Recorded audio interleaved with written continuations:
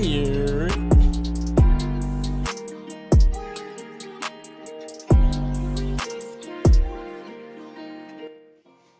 what's up, guys? Happy April 9th, which is going to be a day of the week that I'm sure I know.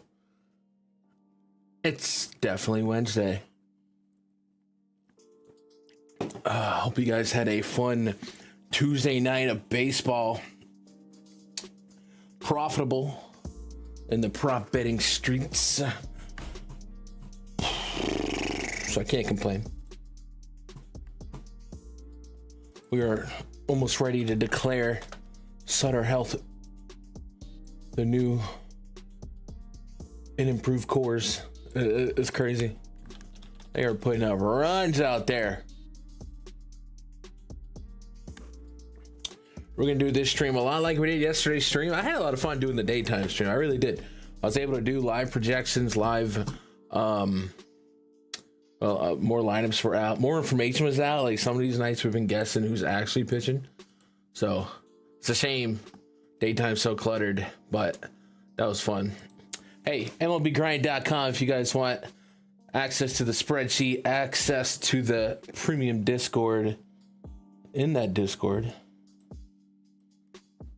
I don't want to sell this as part of the package, but whenever I have time to fire out slips for PrizePicks, I created a channel for that.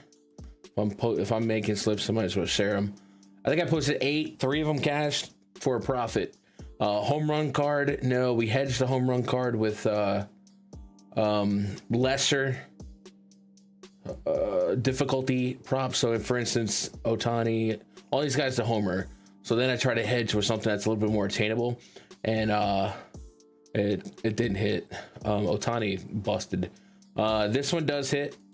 A lot of correlated cards too. Suzuki, Tucker against Corbin. So we're going after Corbin over 2.5 runs, and then Suzuki and Tucker to break their fantasy scores. That one hits. That was like 4x, maybe 3x, something like that.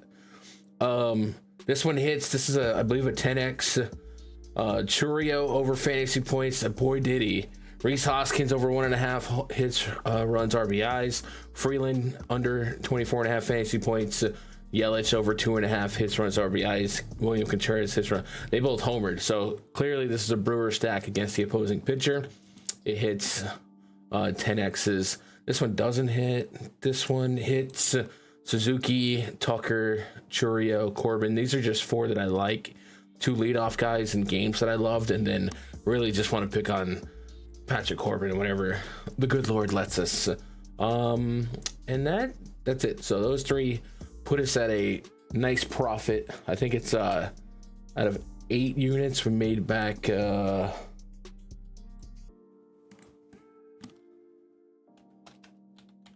don't even know. So we spent 8 units to make back 3, so it looks like we just about 3x, a little over 3x. So we'll take it as a profitable night at the office. I wanted to go crazy on Fanduel, deposited, ready to go, and they were like, yeah, we don't think you're in America or on Earth or whatever, hey, prove you're a human. I was like, let me log in on my phone, and my phone kept logging me out. So I was like, you know what, they just give me the money back, and they did. What are you gonna do? I don't know how I would have done on the slate, but I felt like the read was solid enough. Especially if I went 1-to-1 with the stack ratings in the spreadsheet. Couple of aces going at it that didn't go all ace-like and stuff. For instance, Phillies Zach Wheeler versus Chris Sale. Sale gives up 5, does get 5 Ks and 4.2, so the strikeout stuff is there, but 9 hits. Inversely, Wheeler 7 Ks, 5.1 innings pitched, 5 earnings. Had a little bit of a disservice from his outfield, but that game plates 12. Arizona, Baltimore, man, that first inning looked juicy. I thought it was about to go crazy, but it only ends 4-3. But Corbin Carroll, man, that dude is like my favorite prize picks play of all time. The Cubs offense continues to be good. Sutter Health Park continues to just be insane. Reds win a 1-0 game where both pitchers hold their own, the starters. That was kind of it. No real super surprises, huh? I guess on the early slate, James Wood, 3 for 4 with 2 bombs, 5 ribbies. Good for him. Nothing else that kind of freaky to me. Pitcher of the night, I think ended up being who the spreadsheet really loved, and that was Cole Ragans. Shoves on 11 strikeouts in 6 innings, 30 fantasy points on DK. Just filthy. Couple injuries we saw. Pablo Lopez left the game. Fernando Tatis left the game. So a couple of those spots we got to keep an eye on tomorrow. Shane Baz, 6 strikeouts, 7 innings. So the strikeouts not as elite as maybe we were expecting, but 7 innings, you'll take that. What up, James? Hope you're doing all right. What up, Ayo? What up, G Money? The late night birds here. We're a little later than we have been when we do these late streams, but it is what it is, man. There's a lot of early games tomorrow, so I figured I had to do it tonight or never, you know. So we're gonna go through it game by game here and see what we can uncover as we crack the book open on April 9th. So let's get into the spreadsheet. Get to typing.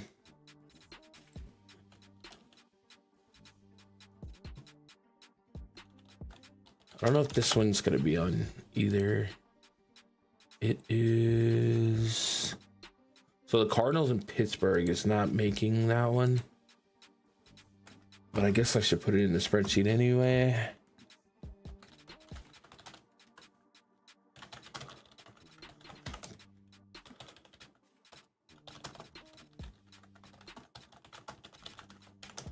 Nolan.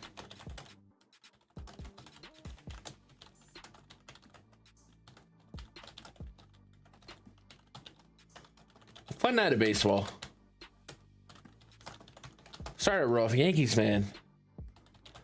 I know I was harping on how I thought people were overreacting opening day weekend. How they looked super average to below average against the top pitchers, and they got another Cy Younger and Tariq Skubal yesterday. Played at 0. Cody Bellinger doesn't play because he ate bad wings. Excuse me? What are we doing? But gotta believe going forward in this season, if we've got to rely on Carlos Rodon, Will Warren, Carlos Carrasco, it's gonna be a long year for pitching. We almost need the offense to drop 10. Mitch Keller taking on Eric Fetty in this first game that a lot of you guys probably won't even get access to. Fetty coming in with a 5.13 expected ERA, 8% K rate in that first game, 6.5% swing and strike rate, or excuse me, that first 9 innings. Mitch Keller inversely also a high expected ERA, 5.83, a sub 17% K rate. Right off the rip, it's going to be an offense only game, probably for everywhere you can play it anyway. It's just offense only, but we're going to go Cardinals Empire. It's in the interest ranking. I don't know what else to say about that. That's Pretty self-explanatory. And then we'll go check the run total if we have those yet for this game. 8.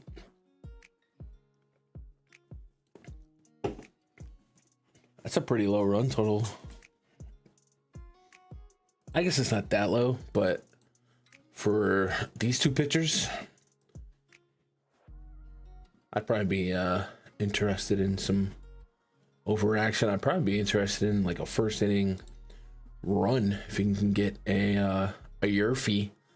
If these projected lineups hold up, you never really know in the early games. Yeah, those night day or back to backs and those early middle of the week games, those are like good opportunities to rest people.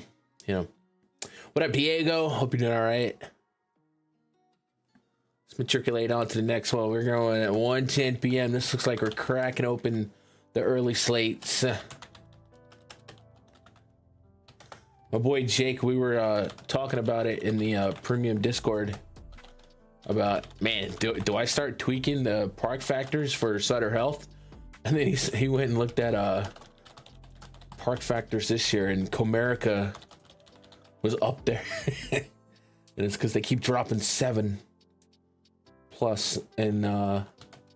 and yeah, obviously we know that's not going to hold up, but man, these short sample sizes often make some funky results.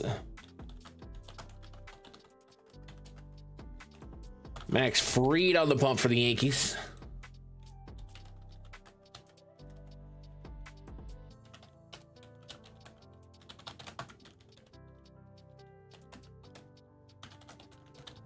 He'll be up against Jack Flaherty.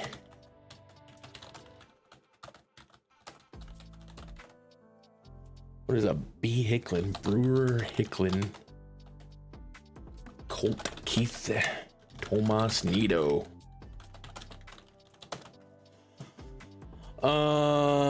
This game offering up a 7-run total. Little respect to the pitchers, I imagine.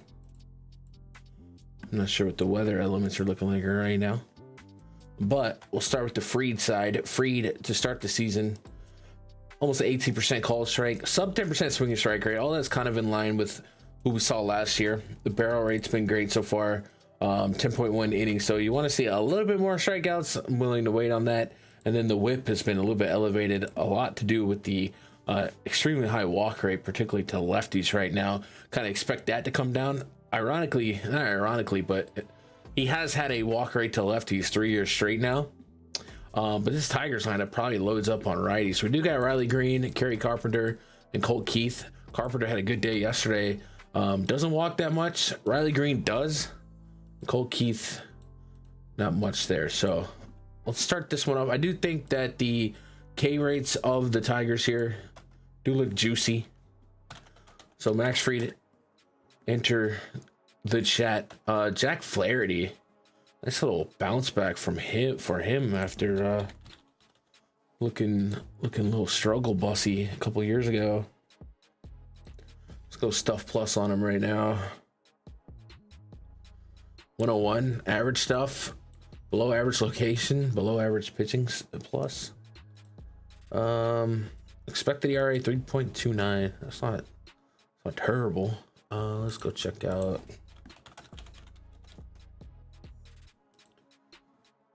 individual pitch info. Slider has a high expected slug and 50 throws. Let's have a nice whiff on it though. 361 expected WOBA. 189 expected average. So he's been solid for all intents and purposes. Four seamers at just under 93. A little cheaper than last year, but it's cold. And we said the run total was 7.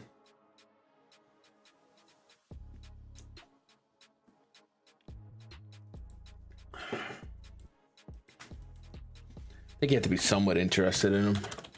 Good park, and there's some strikeouts in this lineup. Also think you gotta be a little bit interested in the Yankees lineup. Tigers, I'm gonna sit this one out. I know they've been bopping the last couple days. Rodon gets wild, loses it, and then Carlos Carrasco is just not it. I think Fried can kind of right the ship here, so I'm gonna chill out on Tigers' interest here. Only 2 players in this lineup with positive WRC plus. The 3 that we see at the bottom, usually when you see 100 even on the spreadsheet, it's just the default number that we're putting in because the players don't have enough sample size to register a number. So usually youngsters, actually Nito should have some. I just forgot the N. Yeah, negative 73. Let's go. All right, that's how we're doing that. Yankees offense, Freedom Flaherty in the blender. What up, Dave? What up, Earth to Air? Hope y'all had a good day. Let's keep it moving. Marlins and the Mets. Dude, when I say I've been stacking Mets, and it always works like this. First time they don't fall on the slate because of some scheduling stuff, they go crazy. Just egg on my face. What are you gonna do? Can't do nothing. Man, tomorrow's gonna look like a long day for coverage. Let's see how I can make this work, yeah? Max Meyer towing a slab for the Marlins. I think there's a lot of repeat matchups with this series. That's what happens with division rivals, quote unquote.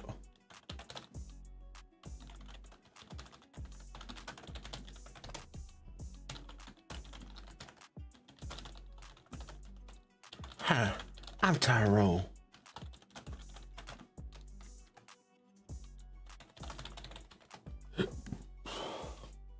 This game has a run total of 7, really low, out there in Citi Field.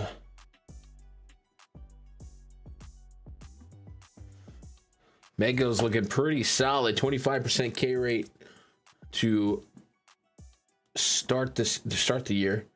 Sub 0.9 whip, a 2.82 expected ERA. All those numbers looking really good. Just 10 innings of work though, so we could see some regression to the mean. But I've always thought that Mego was going to be somebody, or was good, and it was somebody I was targeting against righty heavy teams, because you look in years past, the average allowed, 1 of 4 K rates to righties, and then he has a walk problem with lefties. This is a porous Marlins lineup with a lot of 30+% K rates here, especially in the bottom half of the projected. So McGill's probably going to be in the blender. And then Max Meyer, I don't know if I'm buying this, but incredible strikeout metrics out of him so far. It's Pittsburgh and Atlanta, 7 and 8 strikeouts, 5.26. So I think we looked that up, because I think we were searching him up real good in his first game. I don't remember him being pitching plus 113 location, and stuff plus is a little bit above. So let's go look at these pitchers individually. Pitches.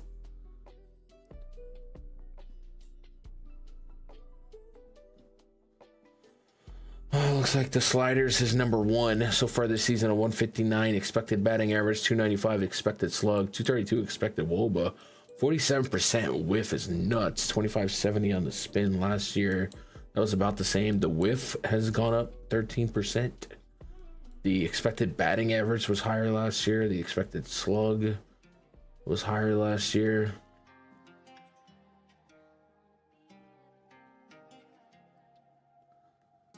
So that's a good sign.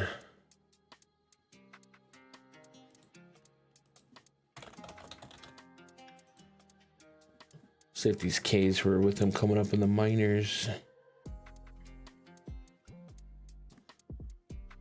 Max Meyer, MLB.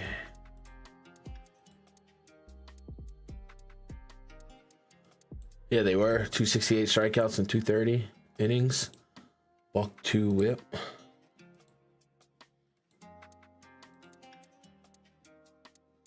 That's not what I want. I want splits from last year. 61 innings against lefties, 65 Ks, 267 average. The walks, though, no, that's strikeouts. The walks were a little bit up, 27 walks and 61 innings to lefties, 16 walks and fit. So walk rate to lefties was definitely a little bit of an issue. Hasn't been an issue so far this season, but just 2 games here. Hard contact still kind of up there, but the barrel's fine. Interesting.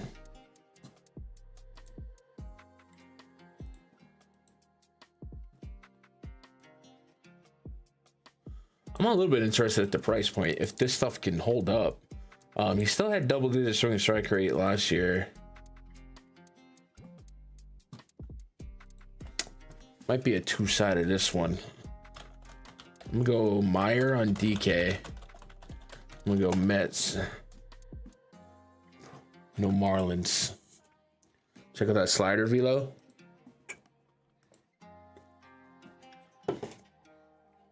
.3 versus, oh, he picked up 2 miles an hour on the slider. Yeah, that'll do it.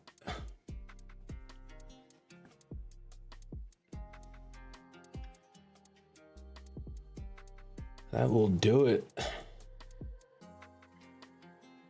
Harder to pick that up. And he got a little bump on the four seamer too. He's just got some velo improvements. Changeup is faster.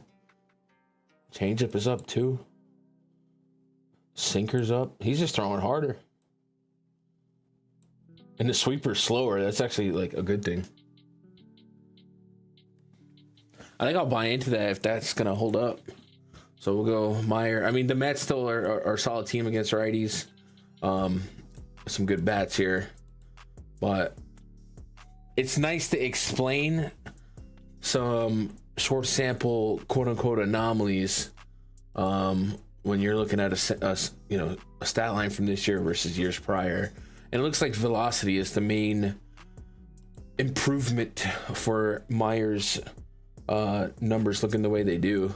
2 miles an hour on a slider is where you just find that at. Homie got on the Quagmire workout. Oh, let's go. Kobe's hosting the Rangers.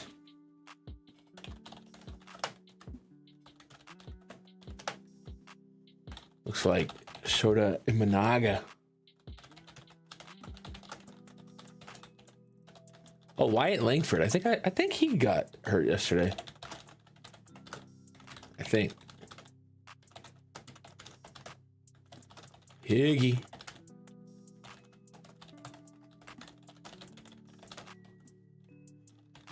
Just popped a Molly. I'm sweating. Tyler Molly taking a crack at this offensive juggernaut known as the Cubs.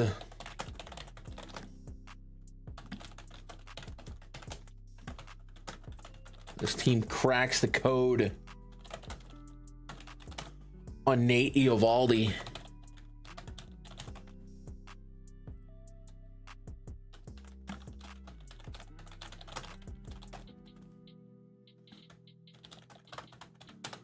All right, I see some red on this. So let's go do a little look at the weather for Wednesday. What's the start time? 2:20. Looks like it's gonna rain tomorrow morning, but oh no, I lied. According to Google, could be dealing with some rain throughout the afternoon in Wrigley. Might make things a little messy. Some wind. Rain and wind. Likely takes pitching off the table. I wasn't really there on pitching anyway. Imanaga is weird because he's got some swing and strike stuff, but he's not converting strikeouts. Let's see what his whiffs are coming in at.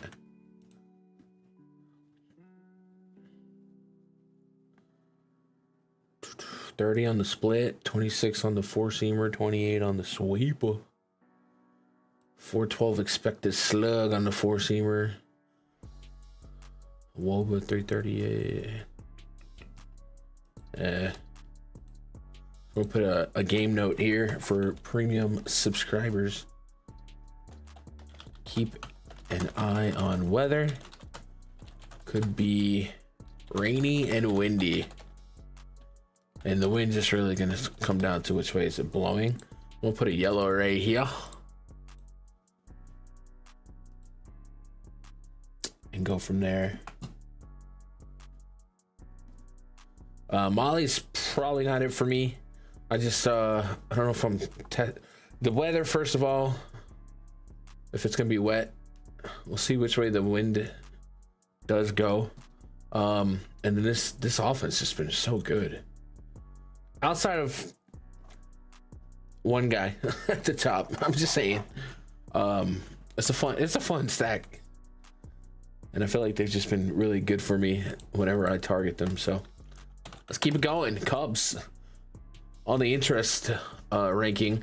It is an early game, so like I always say this: if there's rain, it's like a afternoon game. They have a big window to get it in, even if it's a couple delays in between. It just kind of takes pitching out the middle for me, and I don't want to pitch either pitcher anyway. I don't know if I'm there on the range. We don't have any totals on this game. I think they're waiting on weather too to figure out whether or not they want to put a 8 or a 9. Get it? Weather? Okay, just calm it down. Now we go to Coors Light. Padres and the Athletics. Fernando Tatis did leave last night's game. And this is a quick turnaround. We also saw Jackson Merrill not in the lineup yesterday. So the Padres might be limping into this one. Oh, we'll see. Hello, my name is Elias Diaz. Randy Vasquez. It's an S, bro. Here we go. Athletics. Lawrence Butler. Dude, this Athletics offense, man, it's something else right now. JJ Bleday got him one last night. Tyler Soderstrom is just the GOAT.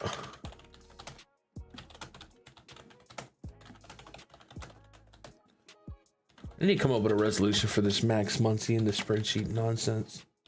Osvaldo Bido. Let's go look at that total. 9.5. Do we just keep shoving the over on game totals until they just open every game at 10? Did Underdog tweet their totals earlier? I think they did.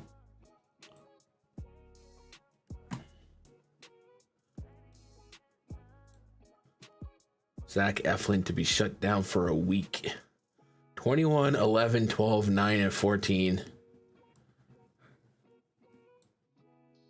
So 9 has been the low end, and that's the line. I know it's at 9.5 now. Yeah, okay. What do the bad prop touts say? Yo, the hit rate is crazy on this one. You gotta shove the over.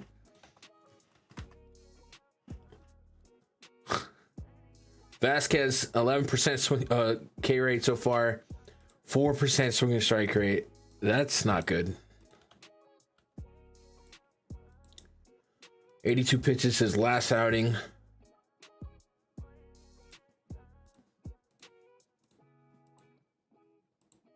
Extremely high line drive rate right now. Walk rate's insane. What the freak?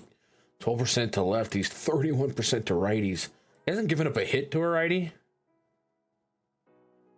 It looks like he struck out like one lefty.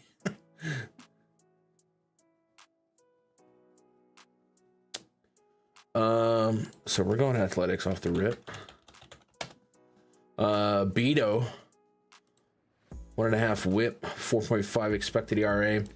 I remember kind of being curious with Beto's strikeout stuff in his last start.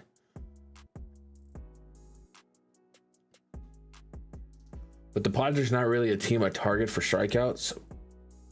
So I don't think I'm going to tempt fate here. And the Padres, I think I'm going to hold off on maybe Tatis news.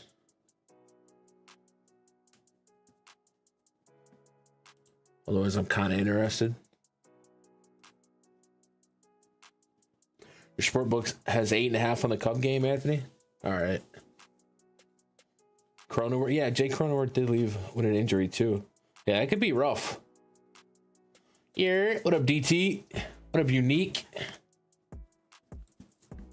Could be a beat up Padres team tomorrow. So I'm gonna go Athletics. Let's put this in the notes though.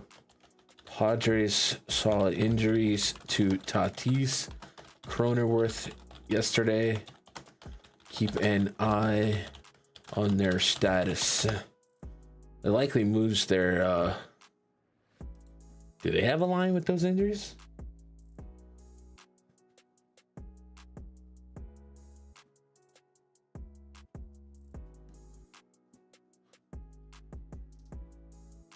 Dude,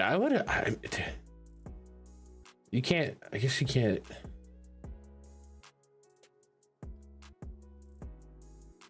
Looks like the Athletics are going to end up being favorited here. That 105 versus that 115.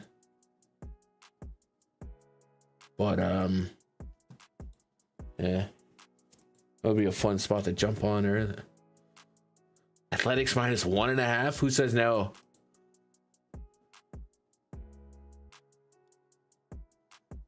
You can get action out of that this early. With just expecting maybe Tatis and no Cronenworth and Beto being plus and Vasquez not in this offense. I don't know, man. Could you get like... Nah, I guess it's too much of a coin flip. I was thinking, what's a great value on Athletics minus 1.5? But it's probably not anything crazy. I don't know. Merrill's been out the last 2 games. Yeah, so it could be in shams. Possibly no Jackson Merrill. We'll add that to the notes. It's good at it. Could bring up Jackson Merrill has missed last 2 games. I mean, that's 3 everyday starters.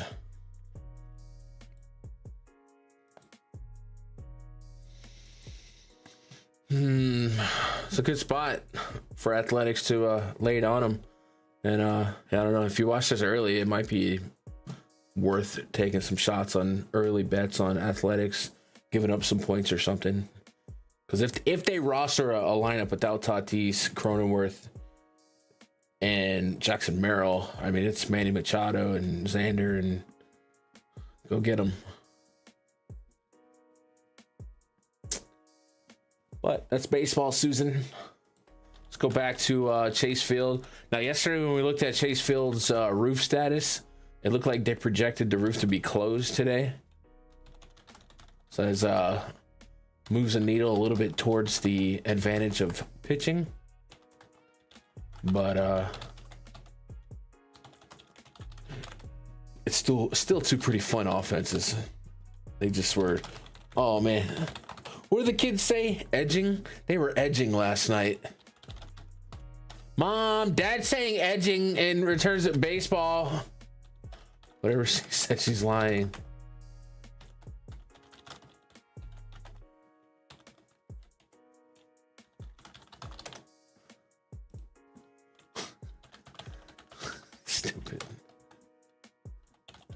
Why am I this way? Geraldo Perdomo, dude. I need Ketel Marte back in my D-back stacks, bro.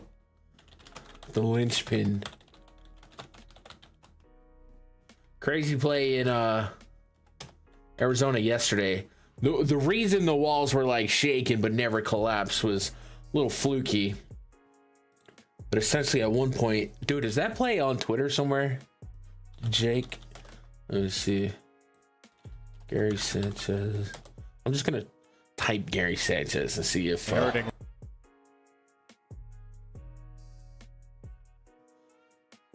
basically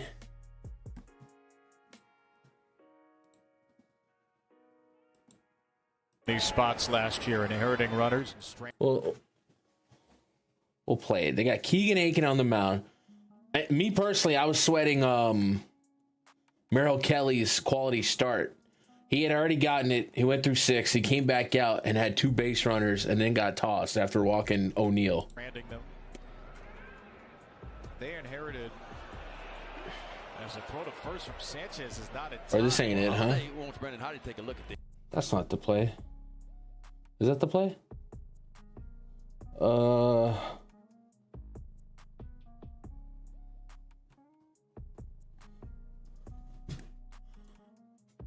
Well, that's not the play. Long story short, I got there was a sac fly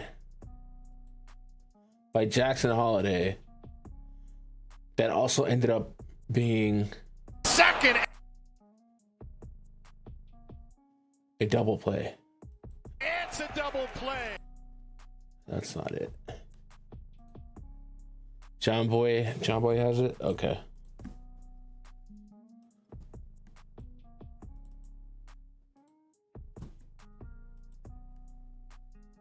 The homie, John Boy. Jackson Holiday. All right, here we go. Bases loaded, 1 out, 0-2 count to Jackson Holiday. Shelby Miller on the bump. I personally need 2 runs to get Merrill Kelly's quality start overturned for a couple prize pick slips, and then of course that would help the Orioles stack. 0-2 pitch. Oh boy, that's gonna be trouble. Opposite field, caught. Sliding catch caught. But runner's gonna be able to tag, so it's a sac fly. Gurriel heaves it away. Marlins able to come in. And at this point, everyone's just like, is the play dead? And Gurriel's, upset that he airmailed it. Let's try to figure out what happened there.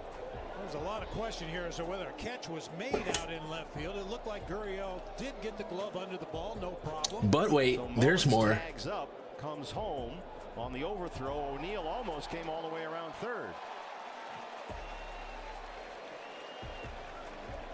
But with Mullins tag, so if you see right there, Was made out. Mullins able to come in. Away. Mullins tag, but the runner was like about round and third behind him. On the overthrow, O'Neill almost came all the way. Does he go back and tag up? Does he tag up on the So he's stuck on the baseline, and that's a catch. So homie's basically out. He was too close to third base. Now Brandon Hyde is going to get an explanation. Watch the runner at second base. Blah, blah, blah, blah. They bark about it, And now O'Neill's out by letter of the law. It is a confirmed catch. The batter runner is out. Mullins tagged that at third. So the great catch and the tag is a double play sac fly. Baseball, man. Baseball. You see something new.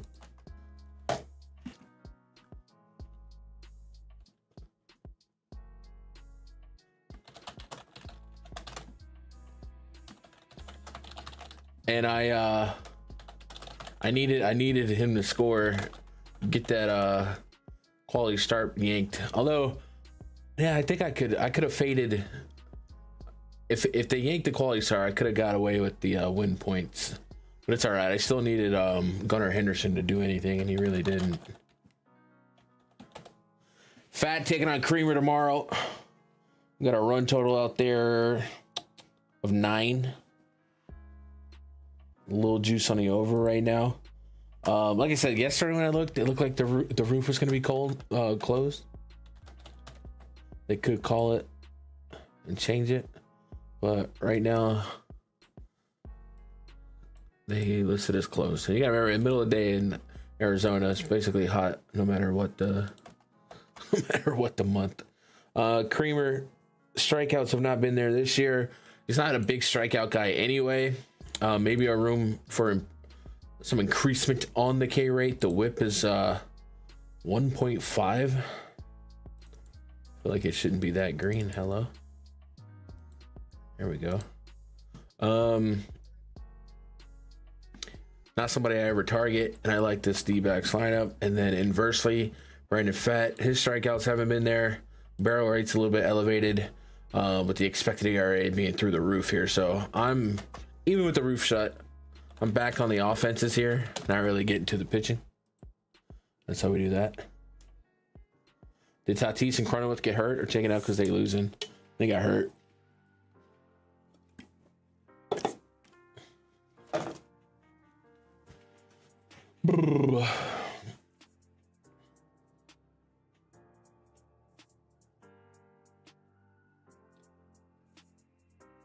Team Roberts do the same thing today. Luis Robert or Dave Roberts, the manager? All right, let's keep it moving. That one's pretty easy. Just going after offenses. 345. So far, we haven't had to like go crazy on a research spot.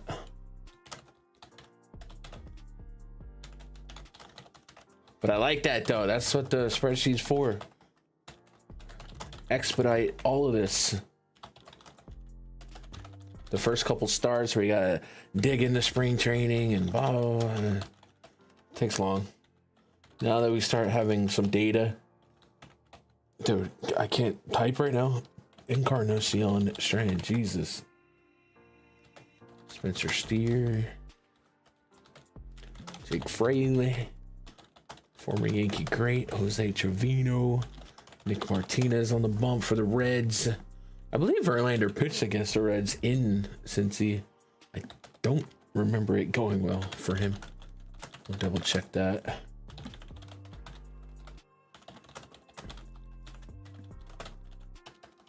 Chat, dude, I used to be one of the best typers in the West, bro. I'm washed. I am washed. Is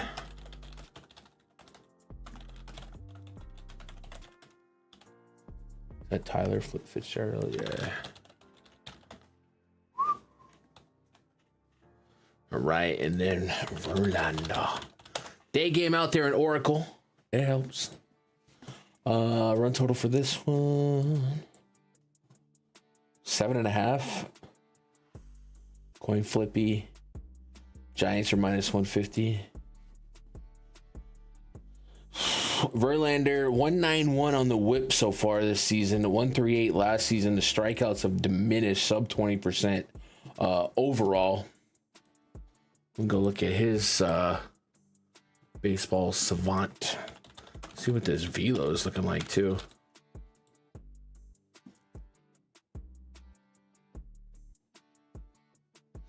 .94.5 on the fastball. It's actually up a mile an hour so far. Short sample size. Slider 88.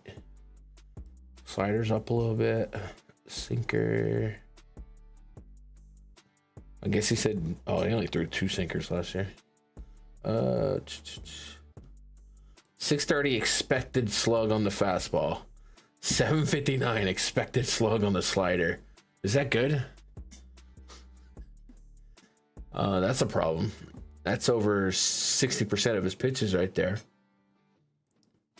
Whiff is kind of low. 400 plus expected WOBA on four-seamer, slider, and changeup. So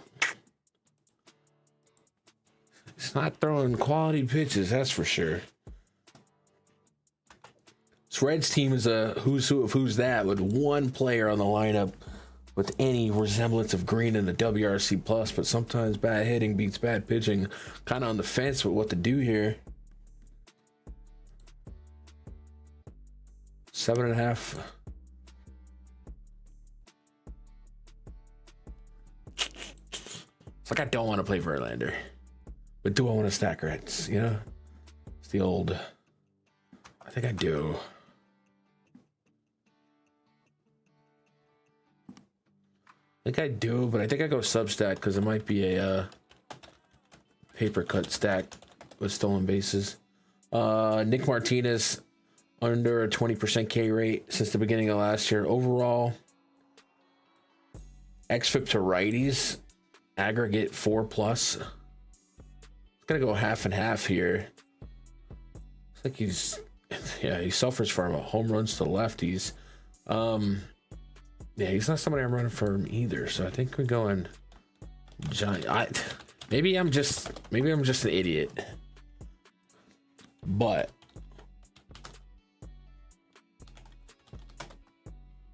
you give me a day game in San Francisco? What's that going to be around? What? I don't know the time on Google, but they 60s out there. You give me 2 average pitchers. You give me one of the lowest run totals. And this, I feel like I would take the night before over. Start doing some night before bets. Give me the Reds over 7, or the game total over 7.5. And maybe Athletics minus 1.5 if you can get some fun line. You know what I mean? Just assuming there might be some injuries to water down that lineup.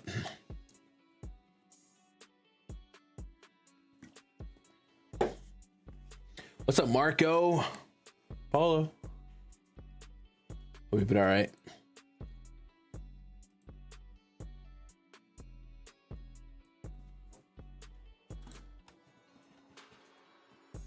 We'll just leave it at that. Yeah, I wish I had a sports book in freaking Texas, bro. I'm about to offshore up in here. I'm just kidding. It's a joke, FBI. Dodgers and the Nationals. Dodgers looking a little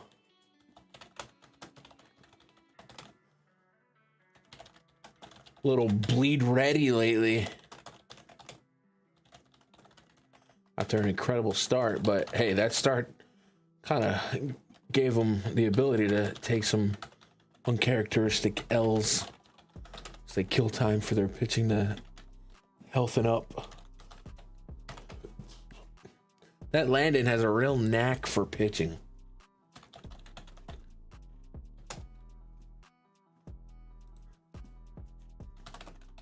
There's a lot of jokes in my head right now on Landon knack. I feel like I should keep them all to myself.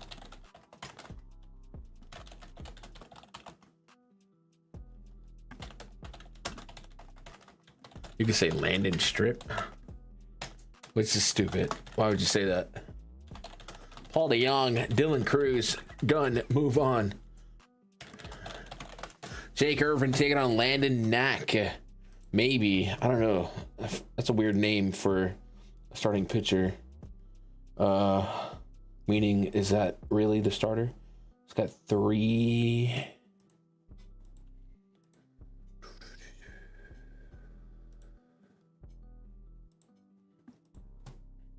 Knack appears in line to start Wednesday's game against the Nationals. Dodgers manager Dave Roberts has indicated previously that they would use a spot starter or a bullpen game Wednesday. Knack has joined the team on the road, so it looks like he'll take the ball Wednesday. 27-year-old made 12 starts among 15 regular season appearances with the big club as a rookie last year, posting a 3.65 ERA, a 1.1 WHIP. 69-18 walk or strikeout to walk ratio over 69 innings. Nice. Spun 2 scoreless frames. Picked up a win versus the Cubs. The second to last one's Tokyo series. All right, so Landon Knack. Has he pitched this year?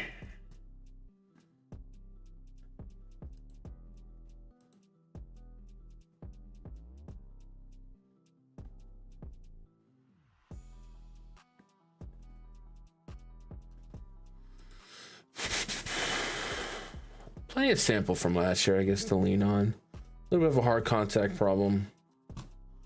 Look at his pitch mix. Would seem like we're probably not gonna go over 45, 50 pitches. So I feel like no matter which way we slice this, we're probably not gonna roster him, and then we might not get 2 at bats against him from the same hitter.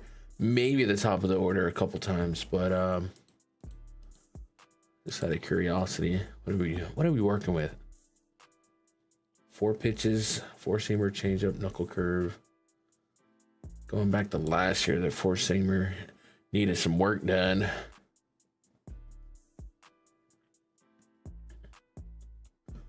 Somehow the small sample size, right? Expected slug went down, but the whiff went down as well. All right. Well, if you want to get to the Nats, you're just kind of betting on talent here. Run total for this one, 9. Little juice on both sides. All right, Dodgers. I'm gonna get to some Nats here. This James Wood guy seems like a problem. Both teams in the blender here. Bullpen game. Irvin, we just know he's not great. Crazy high underlying predictive metrics like Sierra and expected ERA the last 3 seasons. Just doesn't miss bats. High barrel rate. Yeah, good luck. GG, go next. Athletics team total over 4.5 is the play. I like that. That way you don't have to shove the well, what are you getting on that? It feels like that's close to even money, right? But I do like that call. I'm gonna add a little to it. Maybe go 5.5. I don't know. Astros. I can already tell tomorrow's gonna suck. I just went to type Houston Rockets into the spreadsheet, bro. Haven't done NBA in how long? Oh my god, they went from Louis Castillo to the Luis Castillo. We love it here. Isak Paredes, Jordan Alvarez. Man, Alvarez, I had him for a late night homer yesterday. He didn't do it. I think he had a double. And when I hit enter, somebody's like, "Yeah, that's a good bet. Alvarez has good BVP off of Castillo." I was like, God dang it. Now he's not. He had like 3 homers off of him, so GG. This isn't a BVP family. Hunter Brown taking a bump. Bro, how many people buy Mariners tickets and they see Louis Castillo and they're like, yes.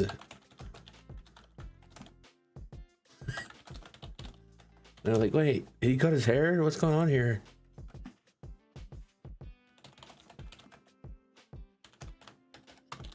How confusing is that? Ryan Bliss.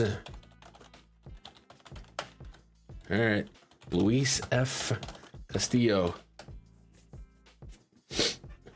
Wheezy F baby. The F's for Ferwawi.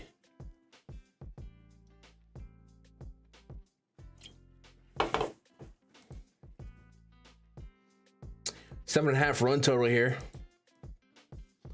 It's a little light, but Hunter Brown's on the bump. 33% K rate for him.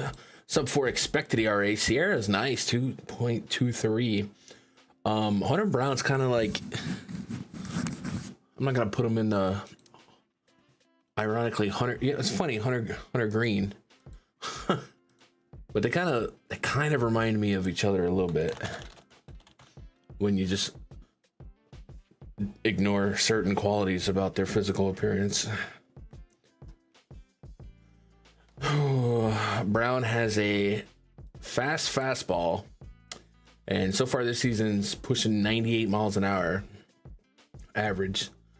207 expected batting average, 250 expected slug, a sub 200 expected WOBA, 30+% whiff pitch. You like that? It's just looking good, and that's kind of the Hunter Green progression, right? And a little like Hunter Green, he had a little bit of a problem with command, particularly to lefties. Starting to look like he's tightened that up, and he also had a problem with homers. Starting to tighten that up, so good for him. I think we're gonna go right off the rip. Some Hunter Brown interest. This projected Mariners lineup has a lot of potential strikeouts. Only Rowdy Tellez with a 1-5. Everybody else is almost a 1-3. So do we have an early Hunter Brown line? Because I don't think it's gonna get any lower. Hunter Brown, 6.5 Ks. Right now it is juice to the over at -160. That didn't take long. So if you got a book that's giving you a better price than -160, maybe -130, something like that. It's looking like that line is probably going to be a smooth 7.5. I don't know. We'll see. 160 might hold the line a little bit, but I get it. This is nuts. Just out of curiosity, we go to pitcher projections on Hunter Brown. I haven't been filling these out because we don't have run totals. But if I go Hunter Brown, if I give him a straight up 30% K rate with a walk rate of, I'll put it at 9 because there's a lot of lefties in the Mariners lineup. Put it at 9. Is he striking out lefties at a high clip? Dude, he's going crazy on the left. Matter of fact, he's been striking out lefties at a consistently better clip than righties. And then let's say we give him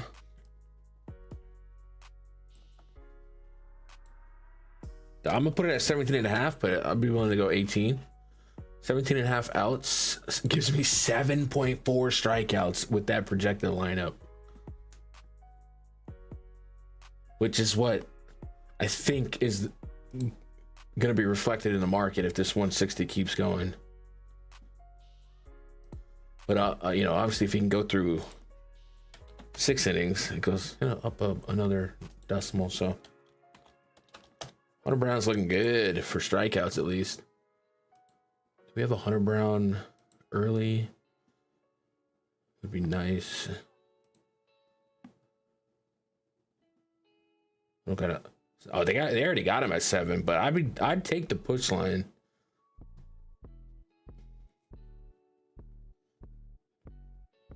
Dude, the market is so fast, dude. That's freaking...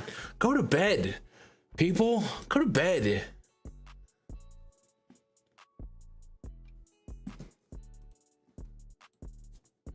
Castillo, did your thing, dog. Probably gonna be a no for me. He didn't look too special. Not like his namesake counterpart.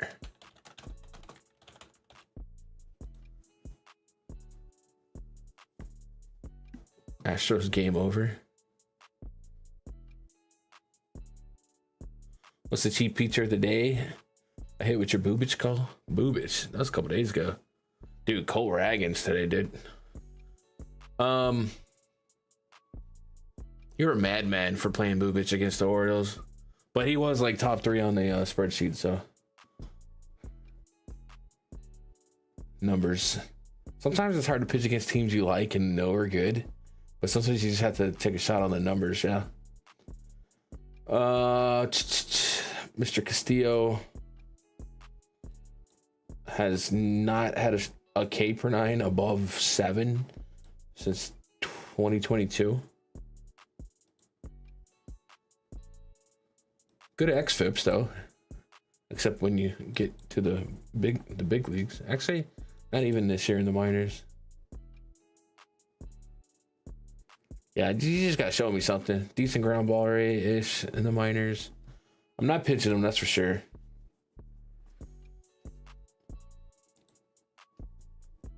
Astros just don't strike out. What's his line at? It's not at like 4 or something dumb, is it? 3.5. I thought I just saw 4 on PrizePicks. Maybe I'm tripping. All right. I think we'll go with Astros. I'm gonna say Astros Substack.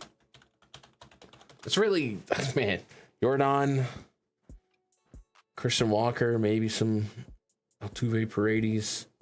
Bottom half of that lineup is a little vomity.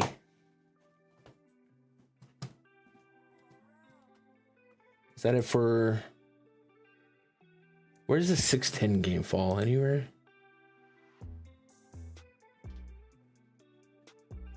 It might just not be on.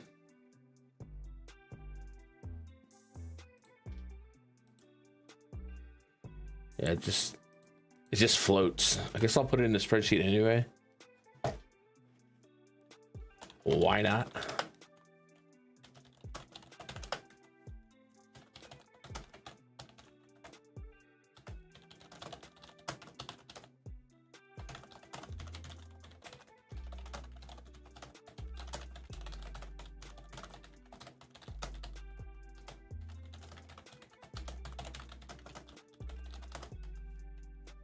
Sean Burke pitching up against Logan Allen.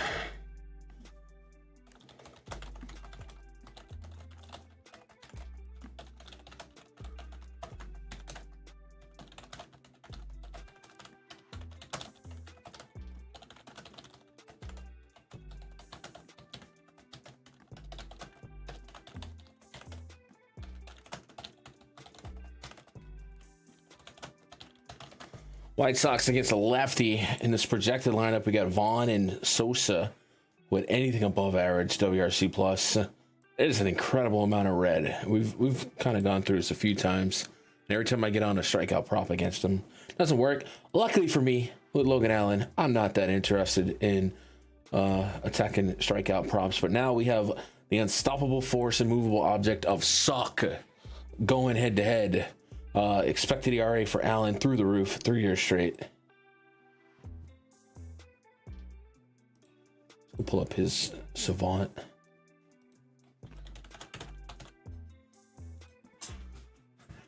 Historically, I tend to lean bad hitting beats bad pitching at the major league level.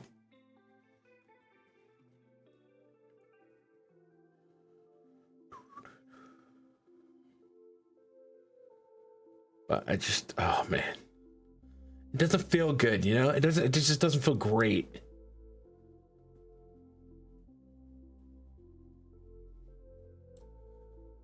.481 overall expected WOBA, .564 expected slug. Bottom 2% of MLB in expected ERA.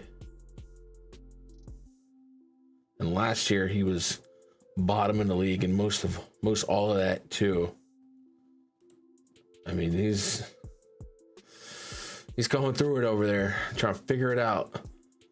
Sweepers is number 1, and it has the highest expected batting average, highest expected slug, WOBA, all that stuff. It has a 0% whiff on the sweeper. That seems like a problem. Same-ish, less about a mile per hour difference this year. What about the spin rate? Crazy difference? No, it's just not flopping.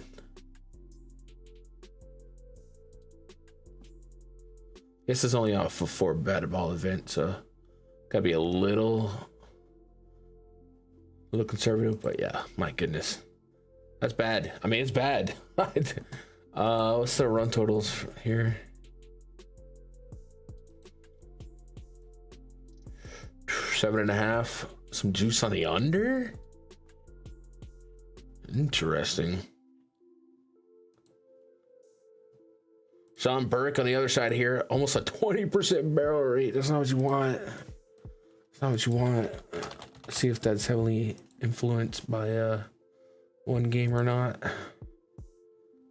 Batted ball. Statcast. Nope, pretty high in both games. He's allowed 7 barrels in 10.1 innings. Again, Guardians fall off a cliff real fast. So this game has 4, let's say 3 true outcomes, strikeout, walk. Like this game has, Jesus, there's a lot of suck involved.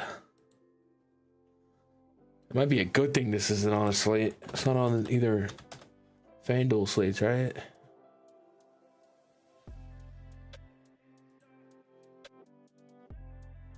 If that's the case, we could just put this game on an island and nuke it. Oh my God, it is on the, it is. Jesus, it's on the Fanduel main slate. No, it's not. No, it's not. I lied. False alarm.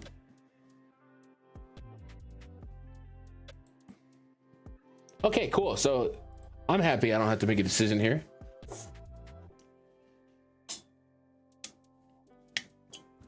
And I can't imagine anybody in our group wanting to bet this game. Well, we just delete this game from existence so it doesn't take up valuable spreadsheet room. What up, Pojin?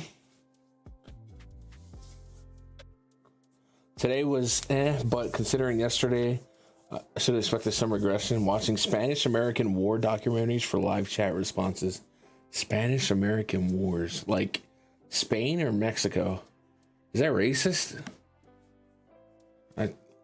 If you have to ask, it's probably my bad. But Spain or Mexico? Jesus, what's wrong with me? All right, let's pretend that we never talked about that game and get to the main slate. Blue Jays. Kevin Gossman taking on Tanner Houck.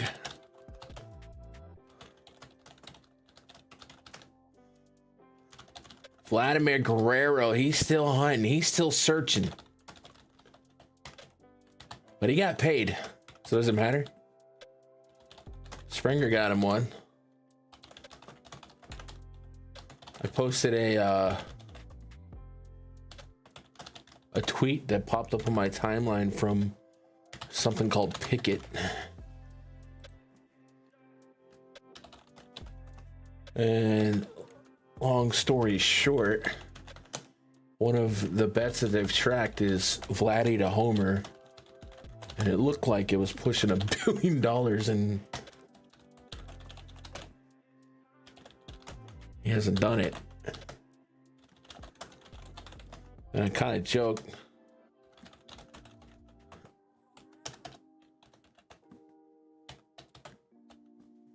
Sedanye Rafaela. That it's lost all that money, and it's all probably for like plus 300 on a line. Here it is. Oh, almost $1 million, not $1 billion. Jesus, 781,000.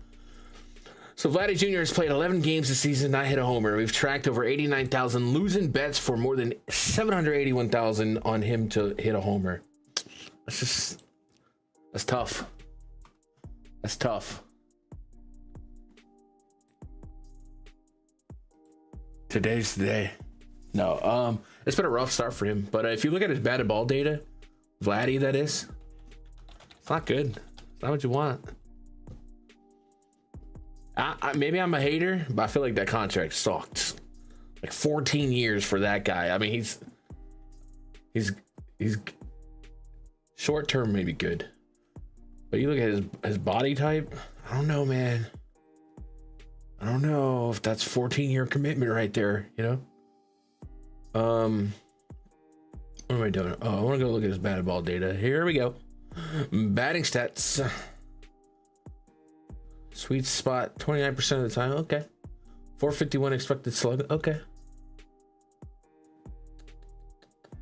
Launch angle, 11.2.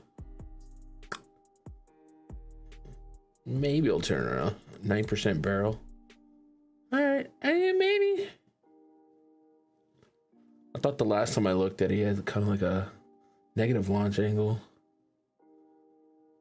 Run value by pitch, sinker at 833. All right, maybe. So Chandler, do you play any fantasy baseball? Main slate is stat cores and whatever pitchers. Do I play any fantasy baseball? Yeah, for sure. That's almost all I play.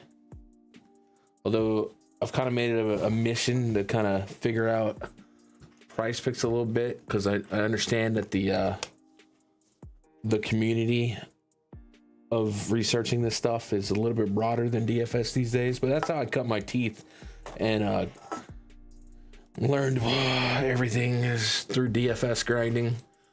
But I gotta go with the times here, so I try to serve all the perspectives. But the spreadsheet's kind of still catered most to DFS because we have the stack rating tool and the projections.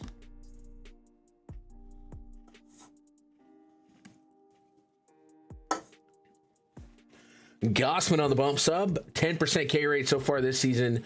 Last year, the strikeouts were very diminished at 21%. Swinging strike rate is down. Not what you want. The called strike rate is down. That's not what you want. Barrel rate's up. So not a good sign if you're just looking at the trajectory of Gossman going into Fenway. So if he keeps that going, that could also be a problematic roster spot. Look at his pitch stuff. What's the problem, man? What's the problem? I guess his fastball kind of sucked last year too. Expected slug is the same ish. Expected woba is the same ish. That's just not a good pitch for him. Split finger and slider. Slider's not doing anything. He's just not getting it done. Whiffs are down. Right off the rip, though, we're going Red Sox in the interest ranking to crank up this main slate.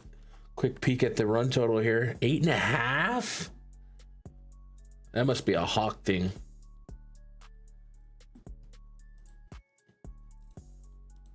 Inversely, Tanner Hawk, who also hasn't looked that great. 8.5 in Fenway with these offenses against struggling pitchers.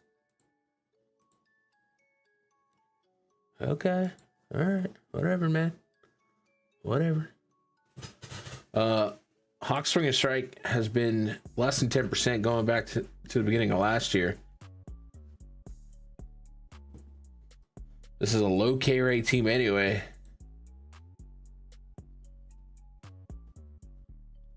I'm probably not there. Kind of looking at the game to put up some action here. 8.5 feels kind of low, but maybe I'm just overvaluing the Blue Jays because WRC plus isn't that insane on this squad. I mean, Vladdy, Santander, a struggling Vladdy, Will Wagner. I guess maybe I'm overvaluing the Blue Jays offense, but what are you gonna do? Definitely, Jesus, the ISO is horrendous. All right. I'm still there, though. I'm taking a shot at Fenway no matter what. Red Sox, though, for sure. Not there on either pitcher right now.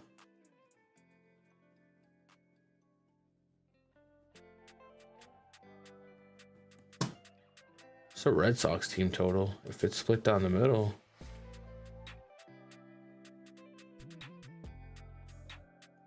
Red Sox are minus 125, so they're probably a little over 4. Take them to score 5. I don't know.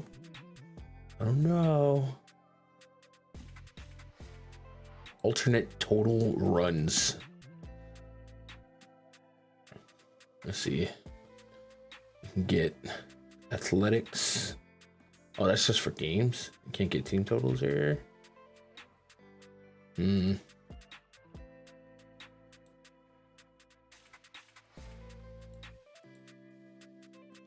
Yeah, okay. Give me the offenses, more the Red Sox than the Blue Jays. But I'm kind of there. A green hell game. Yeah. Gotta get them bifocals. Well, good for the focals, you know? Live your truth, focals. Angels taking on the Rays. Pepiot taking on Yusei Kikuchi. Logan O'Hoppe didn't start yesterday. He has homered in 4 straight starts. Try to keep that going.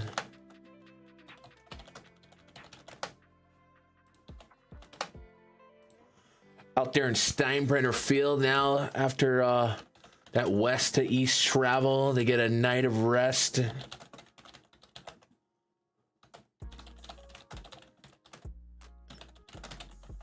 And they should be calibrated. Trout had a rough play in the field yesterday. I saw.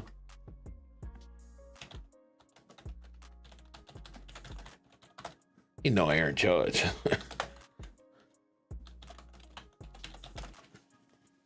Run total on this one 7.5. Out there in Steinbrenner Field, 7.5. Am I just a sucker for offense today?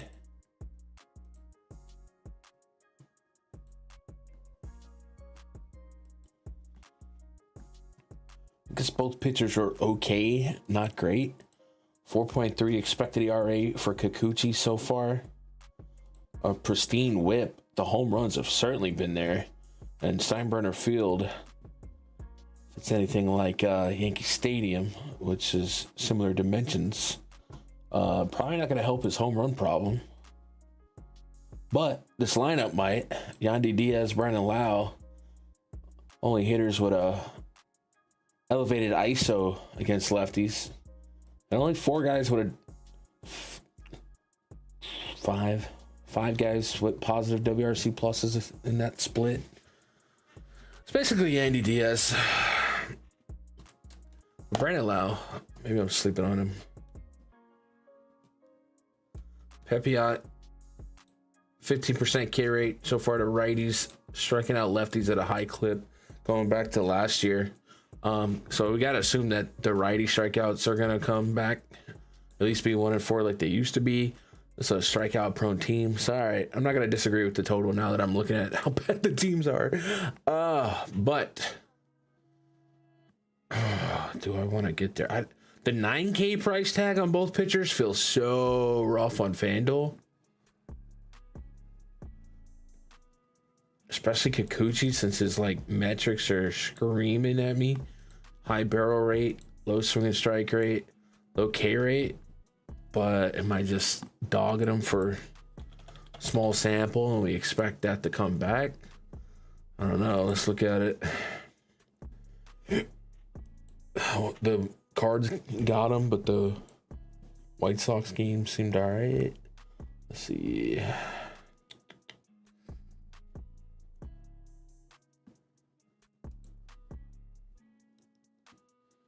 Really low BABIP too. 200 BABIP to start the season. As not a strikeout guy. 604 xFIP against the Cardinals. Late discipline. First game was double digit swing and strike rate. 42% first pitch strike against the Cardinals. There's your problem. But 70% against the White Sox. So we could chalk it up to a bad game against the Cardinals team that I think is good against lefties. Let's see what the pitches are telling us. No stark contrast, right? Year to year, last year to this year. The slider is getting mashed. The changeup getting mashed. There's 10 batted ball events on that slider too, which is not like a lot, but it's a lot to start the season. For in 2 games. That's a 783 expected slug, a 444 expected WOBA. Going back to last year, that pitch gave him a 351 expected slug and a 305 expected WOBA. So he's got to find that slider.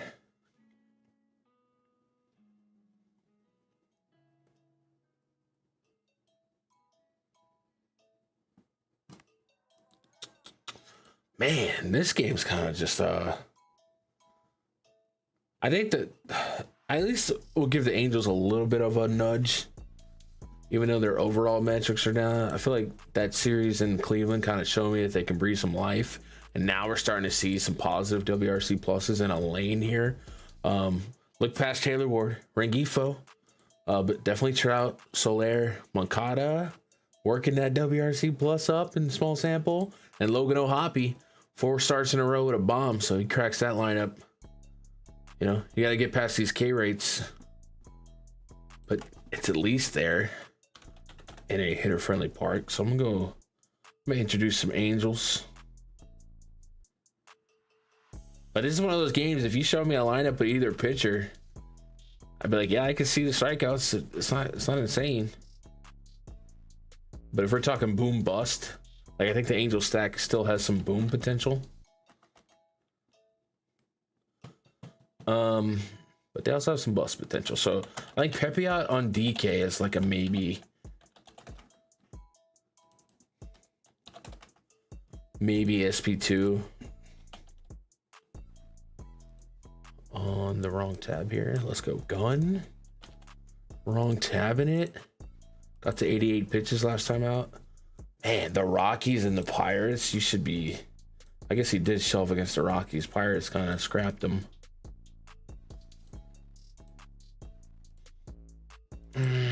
I'm gonna delete him for now.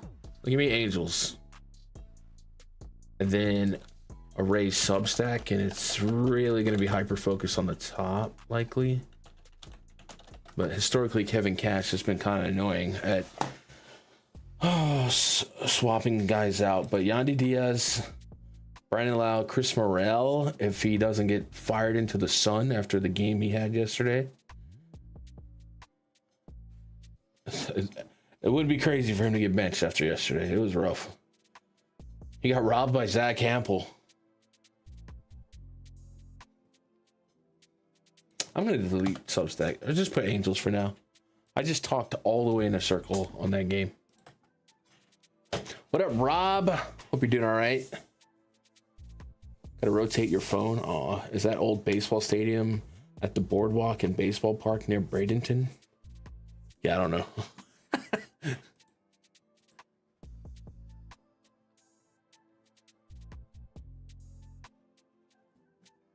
Let's go back to Atlanta. Man, the Zach Wheeler, Chris Sale pitchers duel. Yeah, right. Kyle Schwarber was all over him.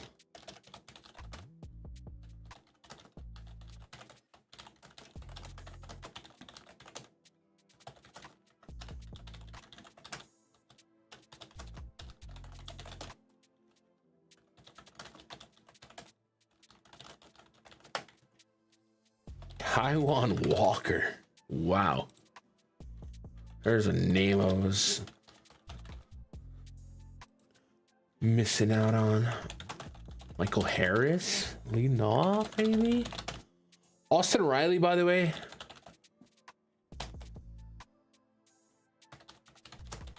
I feel like I gotta show y'all.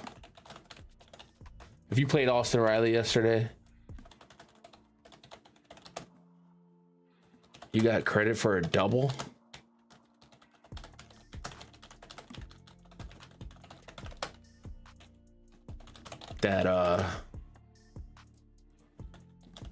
That was just insane.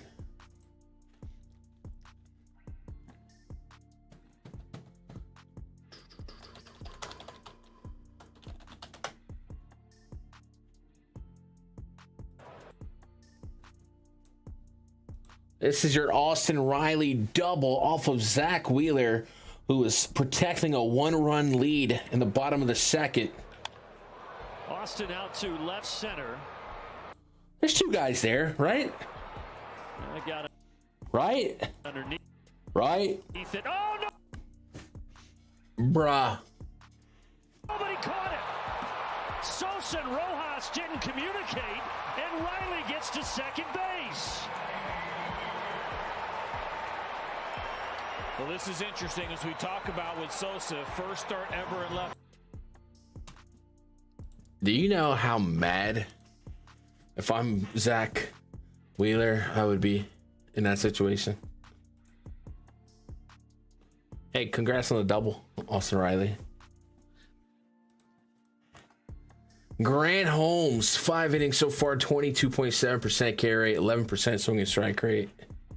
Barrel rate's kind of up there. So Holmes, I think we were flirting with wanting to play him the other day when it kind of rained on us, yeah? Do we have a sample from last year? We do. High swing and miss, but man, it's the Phillies. Fudge. 1-4 K rate. Might have to go back to sitting on the Grant Holmes play, but I think he might sneakily be better. Maybe he just keeps getting shelled and we can, or doesn't get strikeouts, so we can jump on him in a better spot. Let's go to Holmes, strikeouts. They got him at 4.5. I mean, that's kind of low. Minus 140 on the overs is probably already at 5 on PrizePicks.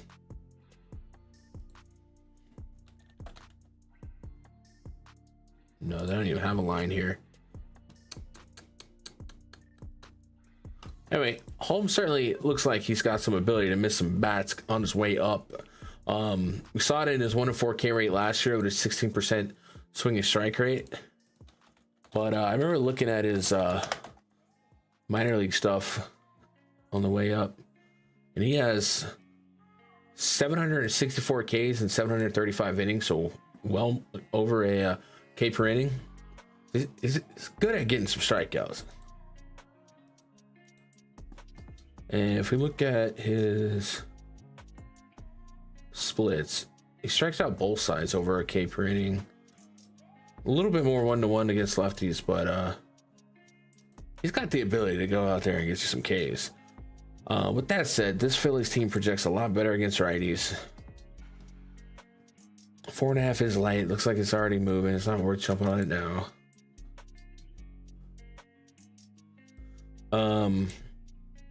But I think we keep that in our pocket for the right spot. He's really cheap too. I think he's better than a $6,500 pitcher, but I don't know if I necessarily want to go grab a team that just gave Sale the business, right? So I think we go Phillies off the rip. Braves are just, man, they're getting light. What happened with Ozuna? Ozuna got robbed yesterday, yeah?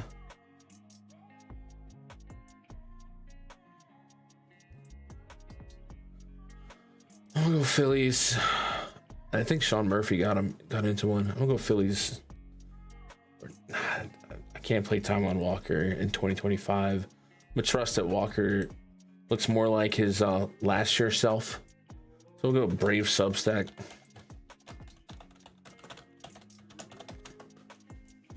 And I probably not going to play either pitcher, but I think there's a strong case in like deeper tournaments for Grant Holmes. And we have seen some tournament winning games against the Phillies from pitching, but those were lefties. Holmes not quite that. But one of these days, we're going to get him in a good spot. You know, if you know baseball, you don't need projections. I heard somewhere. Jesus. He was referring to his college baseball career like Ed Bundy. Oh, those are the worst. Or people that know football because they played high school ball.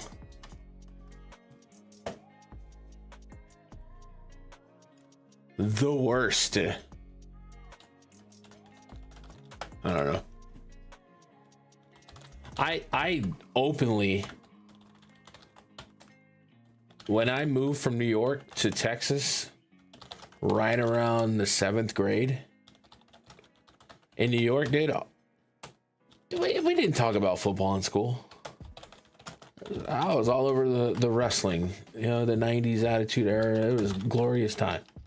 When I moved to Texas, dude, as soon as I walked through the freaking hallway, yo, you're gonna play football? And I was like, what? I didn't know they did football at school. And they threw some pads on me. I went out there and they just told me, hey, go hit people. All right, bet. I didn't know what I was doing. And most of my teammates didn't know what they were doing. I was just out there. When you get to high school, it gets a little bit more complicated, but for the most part, veer right, veer left. And if you're on the line, you're just hitting somebody in front of you. So for like I don't know, somebody that was like, yeah, I was an offensive nose guard in high school. I know these things. Do you? Okay, buddy. I haven't met a man who didn't play high school football in Texas that would have been on the Cowboys, but he hurt his knee. You know what I mean? But who am I to ruin a good story?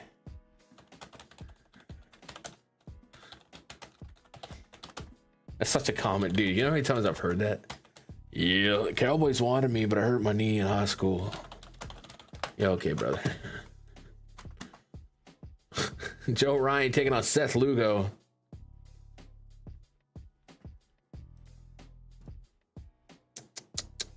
Four and a half Ks was the line. That's already, dude. Dude, we gotta start looking at some of these lines and when they open. I guess I don't know. That's insane. Joe Ryan, 26% K rate. The swing strike rate was sub 10. I guess the Royals don't strike out, so it's not an asinine number, but that is kind of low for Joe Ryan. He hasn't been striking out lefties so far, but we expect that to go up. What's our run total for that one?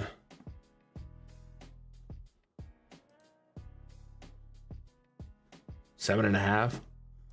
A lot of 7.5 baseball today. 93 on Fanduel, 95 on DK. If I like a pitcher against the Royals, I usually want a pitcher I could feel good about, a quality start.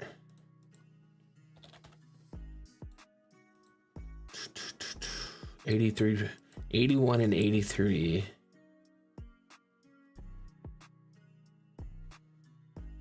And then he got.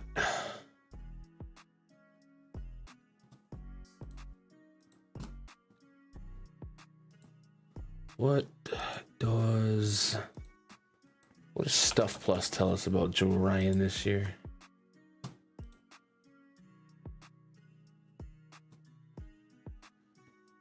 $105.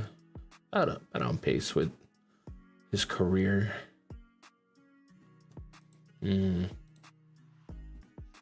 Inversely, Lugo, 14% K rate through 11 innings, 4% swinging strike rate. All right, that seems alarming.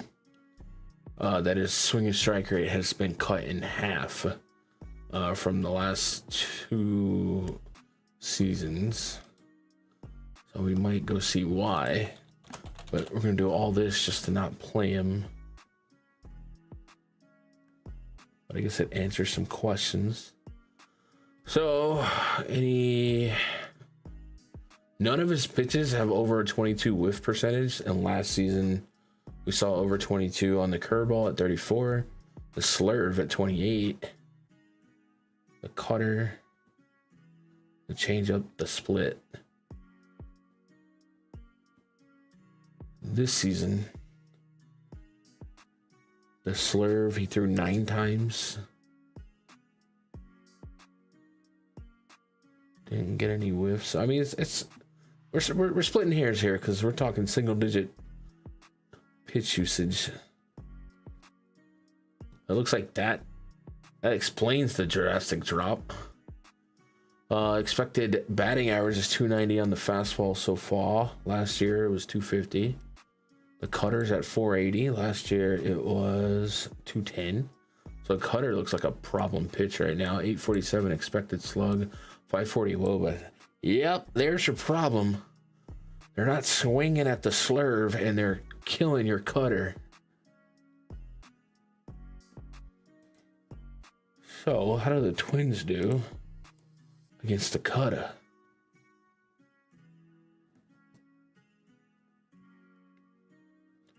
Pretty decent. 8% usage on that pitch. All right.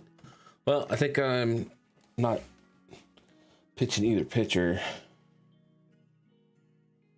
Could really make a case for Ryan on Fanduel. And he is striking out righties at a 30% clip consistently. 1, 2, 3, 4. 4 lefties. So if he went through the lineup 2.5 times, I see why the money's on the over 2.5. All right, let's do some. Let's give him a 26% K rate and a 4% walk rate in the projections.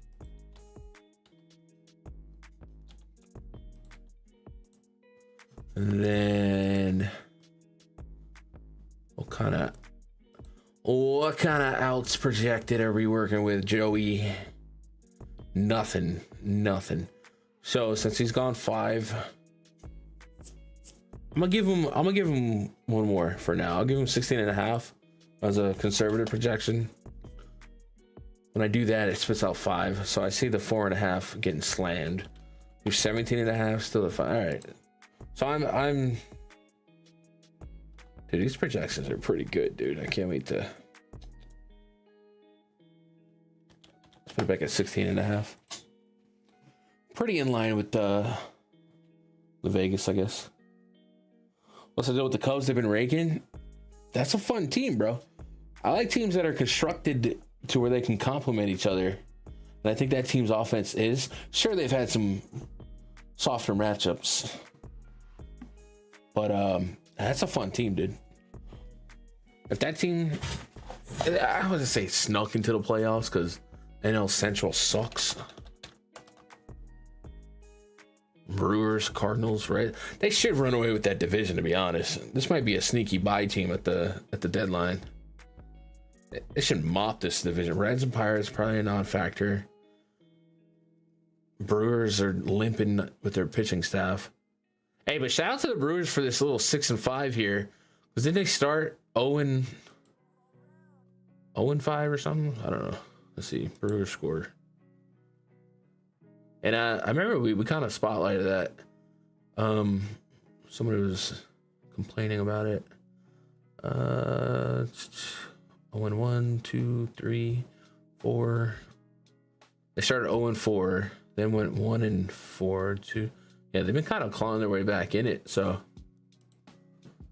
if they could float at 500 plus and start getting some names back,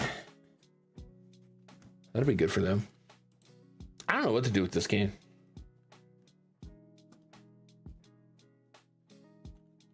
Kind of don't want to pay for either pitcher here, but I think Joey Ryan's at least interesting. I'm just going to leave it blank for now. Brewers still suck. Yeah, I mean, they're beating the teams they should beat to claw back in it, though. But just all you can do. Speaking of the Brewers, they are the main event. Dude, tomorrow, there's no West Coast tomorrow? We're going to stream early tomorrow? If I'm not exhausted, because tomorrow's looking like it's going to be a long day for me.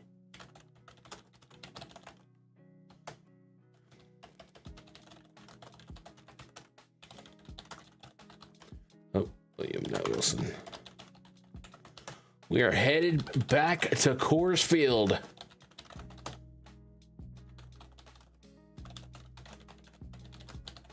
Shout out to Kyle Freeland, making me a little money last night. Today, Antonio Senzatella looks the curtain call.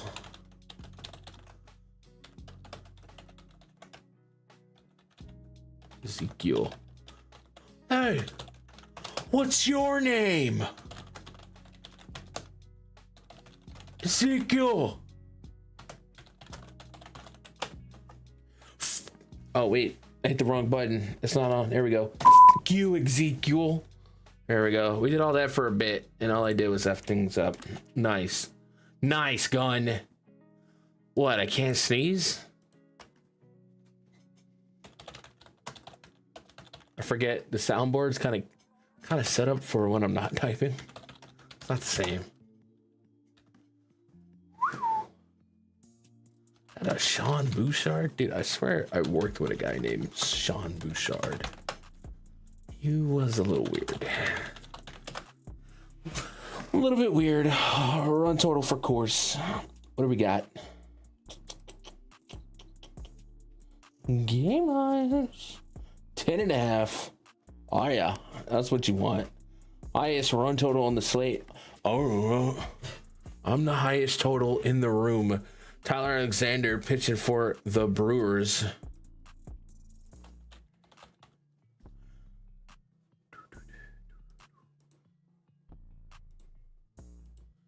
He has thrown 83 pitches in his last appearance against the Reds. A little bit of a walk problem. Incredible mustache, but a little bit of a walk problem. 22% walk rate to righties there. That's not been a historical thing for him, but what has been is a high fly ball rate, high hard contact rate, double-digit barrel percentage, single-digit swing and strike rate with an incredibly consistent 20% called strike. So he'll get you looking. And that's how he's been getting people looking. This is a swing-happy Rockies team that strikes out a lot. So he might be a little sneaky. I want to say Tyler has a weird arm slot. The Rockies are incredibly bad at baseball.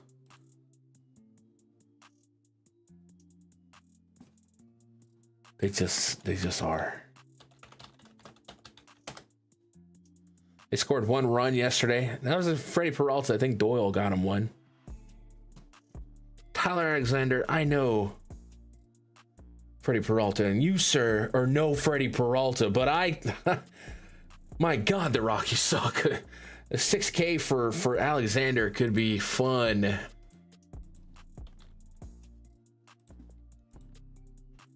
Coming off a 26 fantasy point performance. I wish the swing and miss was a little bit more.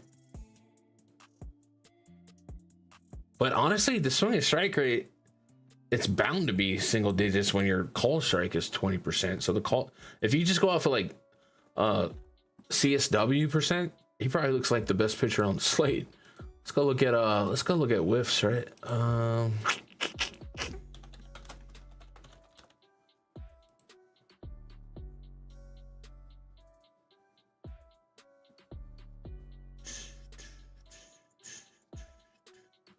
A little bit of whiffs, 50% on the changeup, 33 off a sinker, 26 off of the cutter. All right, call me crazy. I'm seeing a value chance here on 6K Tyler Alexander. Just the Rockies suck, dude. They're just not great. What does he throw the most against righties? Cutter, 4-seamer. So pitches that really don't have to adjust a lot of movement, like breaking balls and the altitude. 179 expected batting average on the cutter. 86 on the 4-seamer. The expected slug is actually kind of crazy different. 511 expected slug on an 83 slug. So maybe there's a room for regression there, but it's the freaking Rockies, man. I'm doing it. No one try to stop me. We're doing it. Tyler Alexander, DK. What are we getting on strikeouts for Alexander? Okay, if I could click the right, yeah, there we go. Nice. All right, still not clicking the right thing. There we go. Nice. Alexander, 4.5. Right now there's a little juice on the over. I'm kind of interested. Let's do a pitcher projection for Alexander. I'm gonna give him I'm gonna be conservative here. I'll give a 25% K rate with a. Dude, I'll even give him an 8% walk rate just to get a number. 25 and 8. And then he went what do we say, 80 pitches? Why do I keep pulling him up? Just close that tab. We're not gonna use that. 83 pitches. Even if he just curtain calls to 80 pitches, but maybe he can go a little bit longer. Do we have an outs projected for Alexander?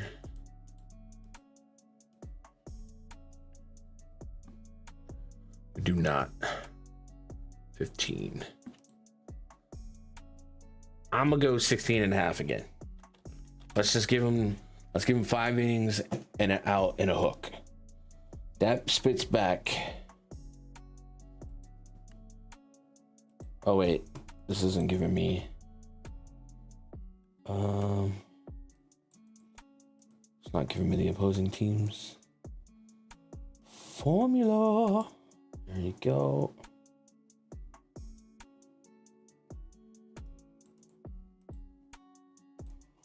Formula. That didn't go great. What's that about? Oh wait, why is this?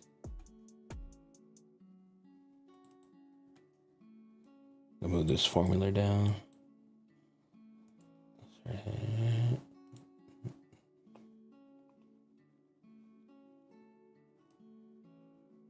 Nerdy coding things. Brought to you by Miller Lite. All right, now we got that. So let's go auto pull that. Let's go auto pull that. And it's spitting out 6.7 Ks. Yeah, I like the over on the 4.5. All right, so if we were to make a night before parlay that I can't do because Texas, I would want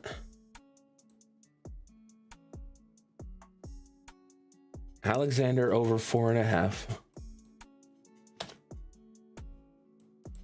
Tyler Alexander over 4.5 Ks. The Athletics, I think we said if we can get a run total for them over 4.5, I think that's a good call, yeah. Athletics over 4.5 runs. What else was I on, chat? I don't even remember. The 4.5 Ks for Joe Ryan was kind of intriguing.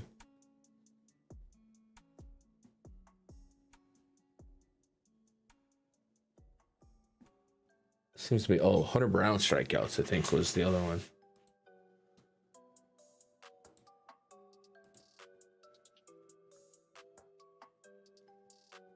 $6.5 minus 160. It's probably going to be, whatever, but 6.5. Hunter Brown over 6.5 Ks. I think that was the 3 main ones. And there's a couple game totals I'm leaning the over for right now, but for the most part, no. Yeah. So the night before research, I'm gonna leave this notepad open, and tomorrow I'm gonna see after some sleep if these lines have all moved. But that's kind of what I'm thinking. Alexander over 4.5 Ks, Athletics over 4.5 runs, Hunter Brown over 6.5 Ks, night before parlay. Cubbies minus 150 win center. 12-1 win. Jesus. Oh, the Cubbies are negative money to win the Central. Dang. Tell me those edibles are kicking in for gun without telling me that. I feel like maybe I haven't told y'all this. Maybe I have. I've never been drunk. I've never been high, ever. And I just turned 37. But if there was something I would do, it would probably be edibles.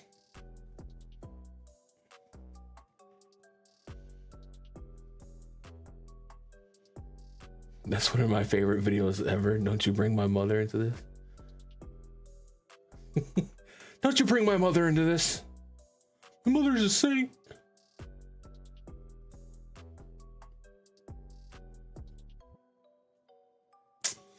that's our big slate here. If you guys want to come along for the ride tomorrow, MLBgrind.com, get yourself a premium membership, then click members portal. Should be a link to the spreadsheet, link to the Discord, the MLB Grind Discord. I don't love the all day stuff tomorrow because, you know, whatever, but we'll be out there. So I'll probably do my darndest to be around a little bit before the first slate locks. And then I like to be outside in the daytime. Then I'd try to come back a little bit before the main slate locks. But it looks like we're going 2 days tomorrow, boys. And in the morning I'll get the pitcher projections swept when I get more static run totals and lineups, and we'll kind of go from there. So what is the schedule for Thursday looking like? Looks like garbage. Absolute garbage. Angels and Rays, White Sox, Guardians, Twins, Royals, Brewers, Rockies, Blue Jays, Red Sox, and Phillies, Braves, and it's all done by 6. That's gonna be weird. I don't even know how they dress that up on a slate. Is Thursdays the new Monday? And then Friday is usually every team in the league. So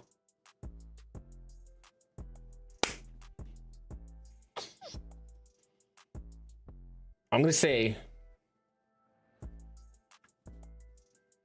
that I'm gonna be non-committal about doing a stream tomorrow, but maybe you guys could peer pressure me into one.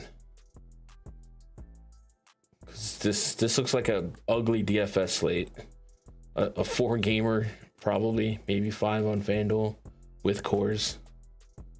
It just seemed like a prop bet spot. What up, Mike? Appreciate that. That pitch report's next level. Let's go, Rob. Yeah, all right. We may stream tomorrow, we may not. I don't know. Maybe leave a comment. Let me know what you're thinking. 'Cause man, I've been going at it, bro. I've been going at it. But that's the grind. That's the MLB grind. Twitter.com/Gundacker or X, whatever they call it. If you got anything else for me, otherwise, I'll be in the Discord fairly often tomorrow. I appreciate you guys. I really do. Hey, if somebody runs that night before parlay, let me know how it goes out. I'll put it in the Discord, I guess. How many Ghost Orange Dreamsicles are going to take, Gundacker? Oh, you know what? You're the reason I added this little, not you specifically, but somebody else was telling me you should add a tip jar. I was like, I'm gonna do it, but I'm not gonna tell nobody. But that's why we put it on this little Cash App thing at the bottom. I literally made a Cash App just for that. Ghost Orange Cream, 2 for $5 at 7-Eleven. I've had 2 today. I also had a White Monster in the morning, so I probably had 600 milligrams of caffeine today. That's not good, kids. Don't do that. All right, I'm out of here. I appreciate you guys. What up, J. Cole? Jermaine. Cole, you say these words, slates are opportunity. Yeah, I think it's, all right, we'll see. It's going to be early if I do it, all right? All the games are going to be, there's not any West Coast games to sweat. All right.